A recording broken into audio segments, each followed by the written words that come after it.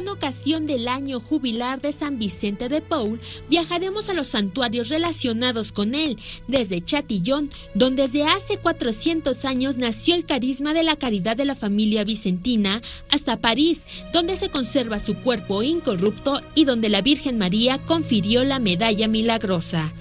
Además, la Basílica del Sagrado Corazón de Jesús en París, el Convento de la Visitación en Paray-le-Monial, el Santo Cura de Ars, San Francisco de Sales, en Ginebra, Suiza, el Santuario Mariano de la Salette, en los Alpes, el Sepulcro de Santa Ana, Madre de la Virgen María, el Palacio Apostólico de Aviñón en Francia. En Roma y el Vaticano, las 4 basílicas papales y los palacios pontificios de la urbe. En España, las catedrales y santuarios de Madrid y Barcelona. En Francia, los sepulcros de Santa María Magdalena y sus hermanos, Marta y Lázaro. En un crucero de lujo, navegaremos por el Mediterráneo para estar en Cagliari, Menorca, Sicilia, Messina, Palermo, Catania y Malta, la isla de los caballeros, donde se defendió a la cristiandad del embate musulmán y a donde llegó San Pablo luego de su naufragio. Recorreremos toda la isla de Sicilia, desde Messina a Palermo y a Catania, con sus grandes catedrales góticas, su arqueología grecorromana y los santuarios de Santa Lucía, San Pablo sobre el Teatro de Apolo y la Virgen de las Lágrimas en Siracusa. El grupo lleva expertos en historia, cultura y arte, accesos asegurados a cada lugar y la compañía de un sacerdote católico. Reserve cuanto antes para salir el 15 de septiembre. Informes al 4980-8641 y 5207-9511 y en www.viavaticano.com.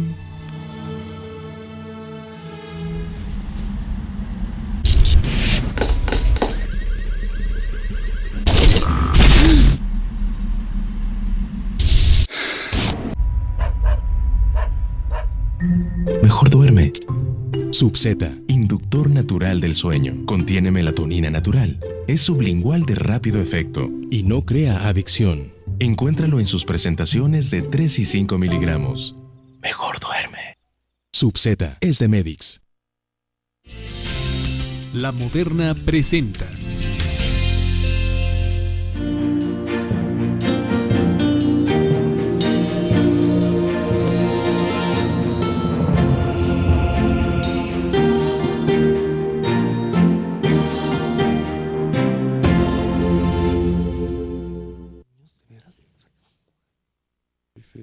Ya estamos de regreso, queridos amigos, en este programa hablando sobre los acontecimientos, las apariciones de la Virgen María en Fátima, Portugal, a 100 años de este acontecimiento. Estoy platicando con Luis Eduardo López Padilla. Yo diría que pues de México, de los más pendientes en todas las mariofanías. Tú eres así como ya icono, ¿no? El investigador de las mariofanías, pues Lourdes, sí, Fátima, sí, Guadalupe, tengo varios años estudiando el mensaje de las apariciones marianas, eso es cierto. Ya vino mal es otra cosa, pero de que llevo analizándolos 30 años, sí. Entonces, en 1917 hubo una manifestación masónica de masones en Roma. Sí.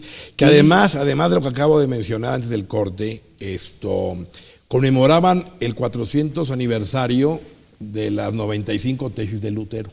Ándale. Estos masones. Y también festejaban el segundo centenario de la fundación de la Gran Logia de Londres, que fue en 1717. O sea que el año 1917, hace 100 años, confluyen la luz y las tinieblas, porque además, acuérdate que en ese año se va a consumar la revolución bolchevique, con la caída del zar segundo, Nicolás II, la era de Romanov, que ahí termina, y que va a ser el parteaguas de lo que luego la Virgen en su mensaje va a hablar sobre Rusia. Por eso ella pedirá la consagración de Rusia, no de China o de otro país, sino de Rusia, por la trascendencia de lo que podría suceder de esta nación, de esos errores que ella habla de Rusia.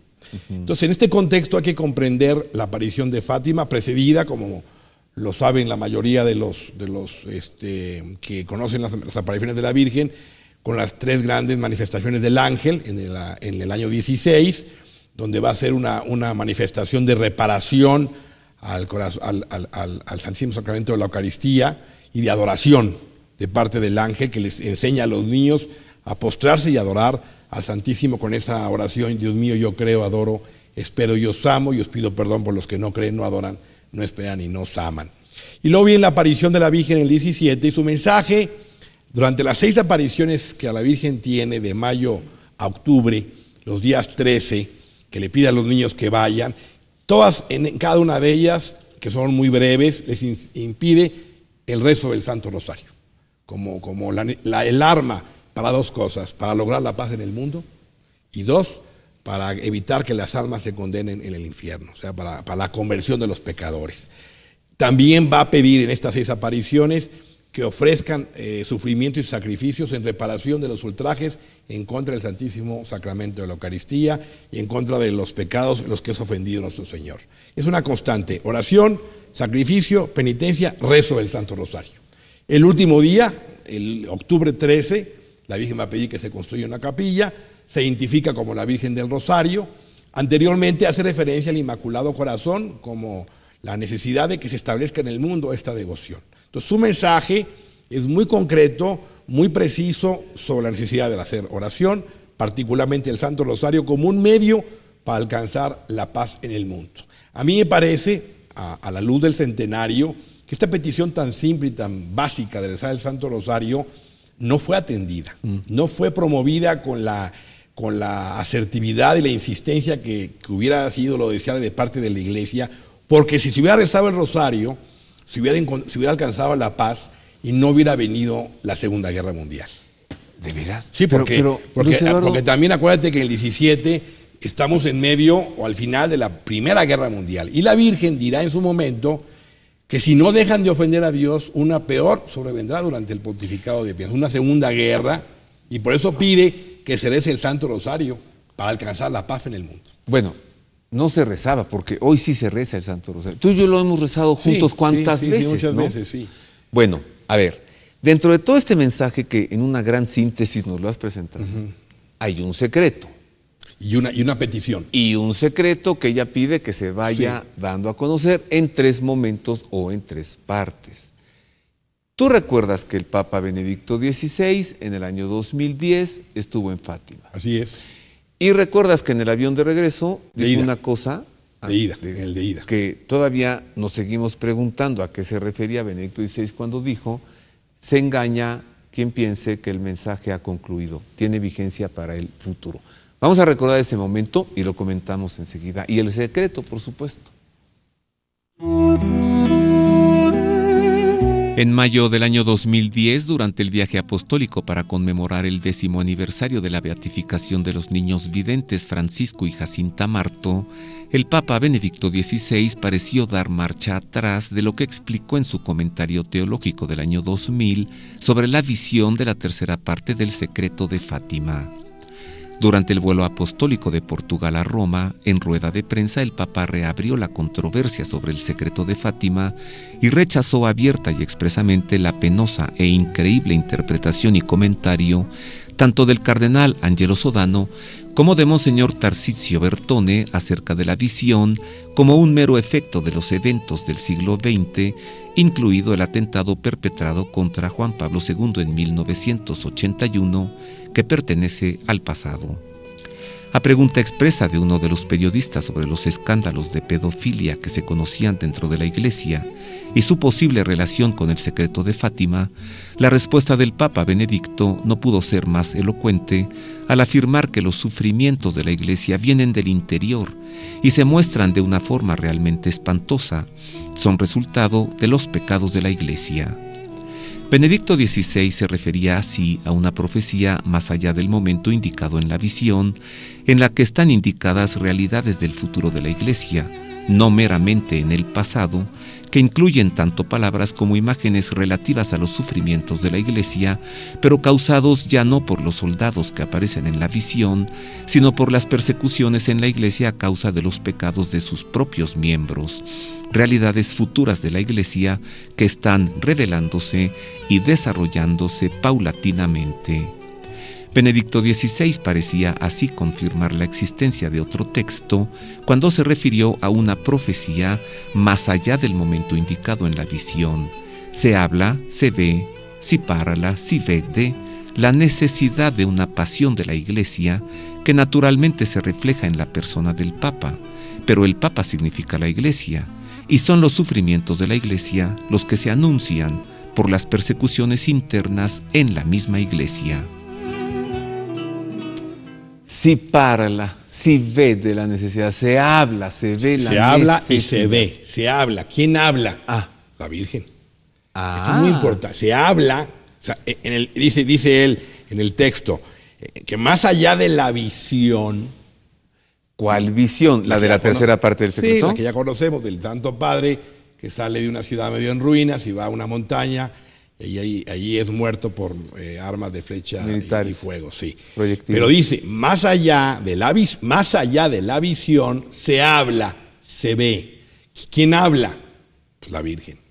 O sea, él está diciendo, hay palabras. Wow. Se habla, se ve, ¿verdad? Realidades del futuro de la Iglesia, pero ya no externas o de pasión externas venidas por soldados que asesinan, no, sino que surgen del interior de la Iglesia. Como lo dijo también allí el Papa Benedicto, los ataques contra la Iglesia vienen no de fuera, de dentro. De dentro, ya, o sea, ya no es un problema, porque ahí la visión son soldados externos que asesinan a un Papa, terrible, pero eso es una persecución. Aquí estamos hablando de una realidad interna que va a ser grave al interior de la Iglesia, y que eso va a provocar un gran sufrimiento y una gran pasión, donde el primer exponente o expuesto en este sufrimiento es el Papa, pero es la Iglesia por extensión. Mira, lo que nos despierta el deseo de conocer, por no decir la curiosidad, en torno al dicho del Papa Benedicto, se engaña quien piense que el mensaje ha concluido en el pasado, tiene vigencia para el futuro. Así es. Lo que nos inquieta es pensar si acaso se referiría no a que esa tercera parte del secreto se refiere al atentado que sufrió Juan Pablo II en la Plaza de San Pedro del Vaticano en 1981, sino a que el Papa que huye de una ciudad en ruinas tiene vigencia para el futuro. Es un hecho que va a suceder. Que va a suceder, claro. ¿Tú a qué crees que se refería el Papa Benedicto? Se está refiriendo precisamente primero al hecho... ¿A que hay que rezar el rosario en el futuro o qué? Es que hay que verlo en conjunto con otros textos y otros mensajes que dijo en su momento Juan Pablo II, por ejemplo, en Fulda, Alemania, cuando le preguntaron si ya había leído el secreto, dijo, ya lo leí. ¿Y por qué no se ha revelado? Y contestó textualmente en Fulda, y hay cualquier cantidad de testimonios que corroboran este hecho. Para no alentar la subversión comunista a tomar ciertas determinaciones, dijo el Papa Juan Pablo II, mis predecesores prefirieron diplomáticamente aplazar su publicación. Entonces está hablando de que el contenido del secreto hace referencia a algo que si el poder comunista tuviera conocimiento podría tomar una acción militar o de la que sea en contra de la Iglesia. De la Iglesia. Por eso no alentemos el poder mundial del comunismo a que tome una decisión. Y luego dice Juan Pablo II, si se lee que millones y millones de personas morirán hora tras hora, no es bueno querer andar dando a conocer el secreto.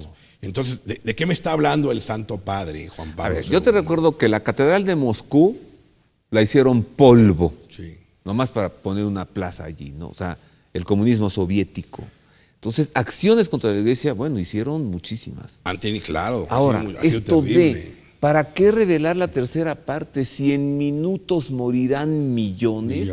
Esto es una catástrofe mundial. Sí, que además a mí me parece que a la luz de lo que dice el canal Ratzinger, el Papa Benedicto, perdón, en esa alocución del año 2010, si la vemos a la luz del año 86, del año 96, él va a mencionar sobre la situación que va a sufrir la Iglesia, que va a ser similar al mensaje de Akita, Japón.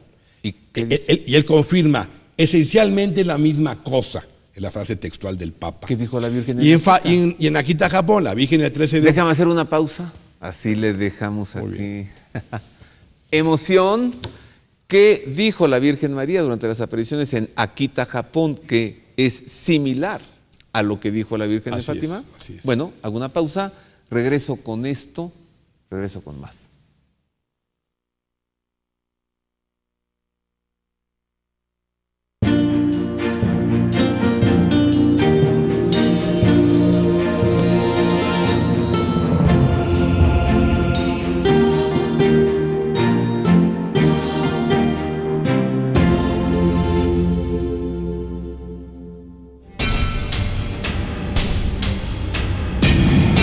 Universidad Pontificia de México.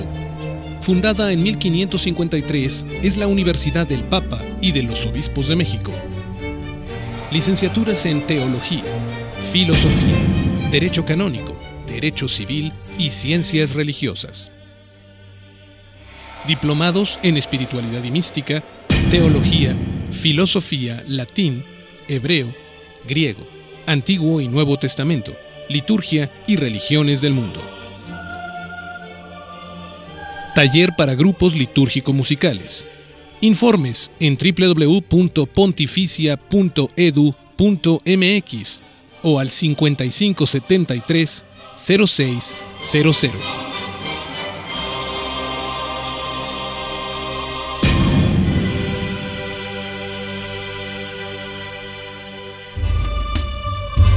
Con grande gusto le informo que ha sido publicado mi más reciente libro, de nombre Ecce Homo, por Buena Prensa.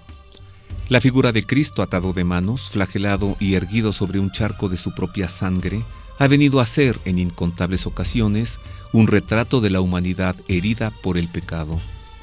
En este libro, mediante una serie de breves informes y meditaciones, intento mostrar el rostro del Ecce Homo, pero también el rostro del resucitado en esta humanidad herida y rescatada por Cristo Jesús, esta humanidad nuestra del siglo XXI.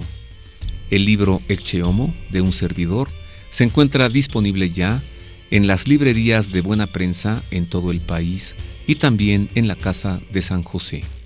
Espero que lo disfrute.